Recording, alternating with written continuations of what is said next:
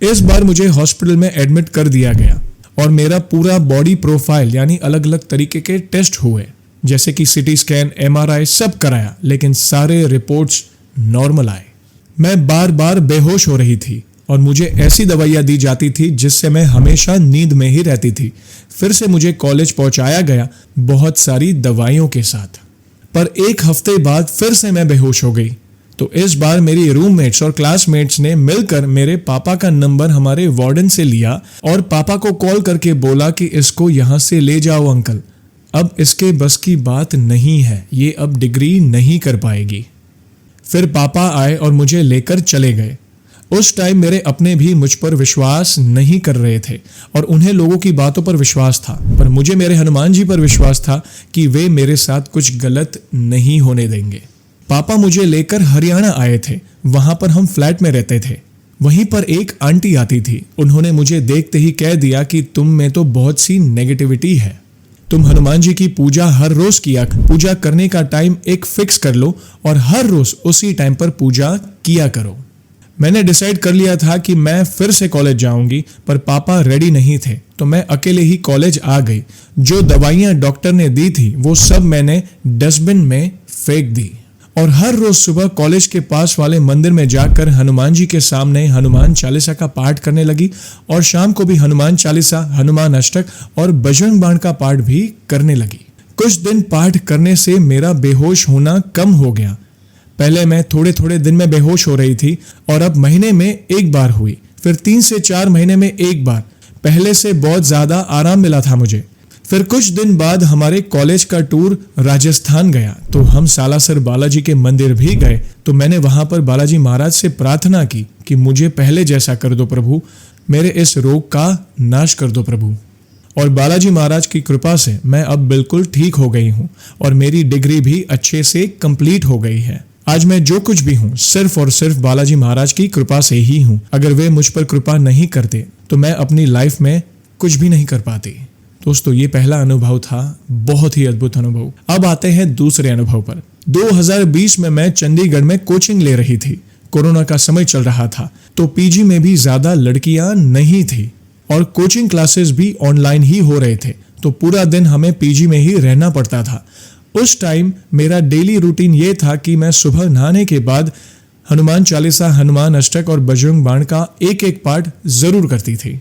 फिर पूरा दिन पढ़ाई करती और कुकिंग भी खुद करनी पड़ती थी, क्योंकि कोरोना का टाइम था तो टिफिन सर्विस बंद हो गई थी। पर कुछ टाइम बाद वहां पर एक लड़की रहने आई। वैसे तो वो लड़की बहुत प्यार से बात करती थी और जब भी मार्केट से कुछ लाना होता था तो वो भी साथ चलती थी। पर एक बहुत ही अजीब आदत थी उस लड़की में कि वो हमेशा मेरा हाथ पकड़कर ही चलती थी। जब भी वो मेरा हाथ पकड़ती थी तब मुझे ऐसा फील होता था कि मेरी बॉडी की एनर्जी बिल्कुल लो हो जाती, पर मैंने उस बात पर कोई ध्यान नहीं दिया।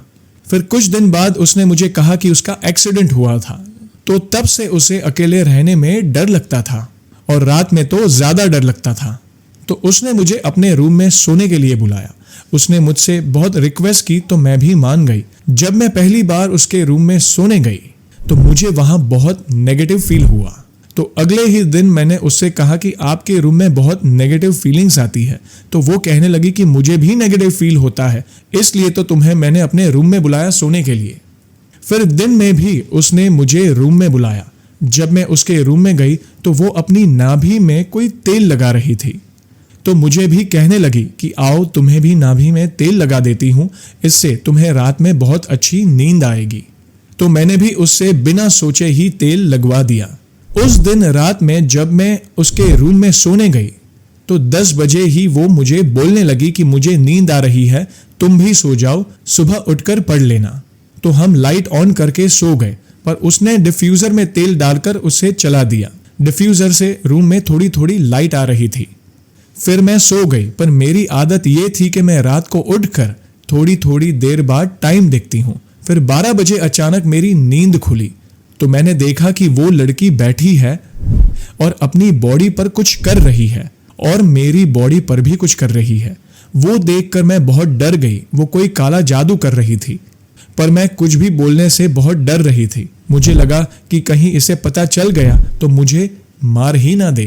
मैं अपने मुंह पर चद्दर डालकर पूरी रात हनुमान चालीसा पढ़ती रही और जैसे ही सुबह के 4 बजे मैं अपने रूम में वापस आ गई। मैं बस अपना रूम लॉक करके बैठी रही, पर जैसे ही मैं अपनी आंखें बंद करती तो वो लड़की मुझे दिखती थी और अचानक मेरी बॉडी में पेन होना शुरू हो गया। ये सब होने पर मैं बहुत डर गई थी। मुझे समझ ही नहीं आ रहा था कि हनुमान चालीसा पढ़ने के बाद भी मुझे वो क्यों दिख रही है। हनुमान जी मेरी रक्षा क्यों नहीं कर रहे हैं?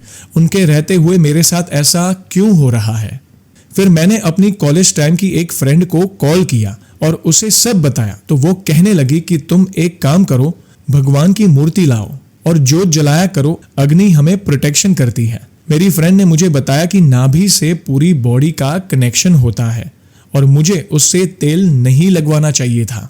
मैं हनुमान जी के मंदिर गई और मंदिर के पास में ही एक शॉप थी, वहां पूजा पाठ का सारा सामान मिलता था, तो वहां से मैंने प्रभु की मूर्ति, ज्योत और पूजा की कुछ सामग्री ले ली।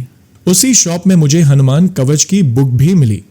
वो दिन शनिवार का दिन था, तो मैंने रात को ही संकल्प लिया और हर रोज सुबह, दोपहर और रात को मैं हनुमान कवच का पाठ करने लगी और धूप जलाकर जो भस्म निकलती है उसे मैं जोत के तेल में मिलाकर अपनी नाभि में लगाने लगी। 1-2 बार लगाने से ही मुझे वो लड़की दिखना बंद हो गई और मुझे डर लगना भी बंद हो गया। मंगलवार के दिन मैंने 108 बजरंग बाण पाठ का संकल्प लिया। जब बजरंग बाण के करीब 90 पाठ हुए तो मैंने अचानक से आंखें बंद कर ली और मुझे कुछ दिखा कि मेरे पीछे एक बहुत बड़े हनुमान जी बैठे हैं। लेकिन मैं डर गई और मैंने आंखें खोल दी और फिर वे दिखना बंद हो गए। पहली बार मुझे हनुमान जी ने दर्शन दिए। उसके बाद हमारी जो पीजी वाली आंटी है, उसने उस लड़की को पीजी से ही निकाल दिया। हनुमान जी ने हर कदम पर मेरा साथ दिया, मेरी मदद की, हर संकट से उन्होंने मुझे बाहर निकाला। हम सभी को हनुमान जी पर अटूट विश्वास रखना चाहिए और हर रोज हनुमान चालीसा का पाठ अवश्य करना चाहिए। जय श्री राम। धन्यवाद बहन, आपने जो इतने इंपॉर्टेंट अनुभव शेयर किए, दोनों अनुभव से कुछ ना कुछ सीखने मिला कि हनुमान जी की भक्ति में कितनी शक्ति है। और सभी दर्शकों को यही कहूंगा कि हनुमान चालीसा का पाठ हर रोज करें, देखना आपके जीवन में वो परिवर्तन आने शुरू हो जाएंगे। तो धन्यवाद वंस अगेन बहन, बहुत सुंदर अनुभव आपने शेयर किए। इन फ्यूचर भी ऐसी कोई अनुभूति हो तो हमें अवश्य बताइएगा। और दोस्तों, आप सभी को तो पता ही है कि व्लॉग को हम ऐसे ही एंड नहीं करेंगे, प्रभु के नाम का गुणगान जो करना है। और आज भी मैं बहुत ही अद्भुत पंक्तियां लाया हूं आप सभी के लिए। आज हनुमान जी बहुत प्रसन्न हो गए इन पंक्तियों को सुनने के बाद, तो ध्यान से सुनिएगा। बोलिए सियावर रामचंद्र की जय, पवन सुत हनुमान की जय। शांत, सनातन, अप्रमेय यानी प्रमाणों से परे, निष्पाप, मोक्ष रूप, परम शांति देने वाले, ब्रह्मा, शंभु और शेष जी से निरंतर सेवित, वेदांत के द्वारा जानने योग्य, सर्वव्यापक, देवताओं में सबसे बड़े, माया से मनुष्य रूप में दिखने वाले, समस्त पापों को हरने वाले, करुणा की खान, रघुकुल में श्रेष्ठ तथा राजाओं के शिरोमणि प्रभु श्री राम कहलाने वाले जगदीश्वर को मैं नमन करता हूँ।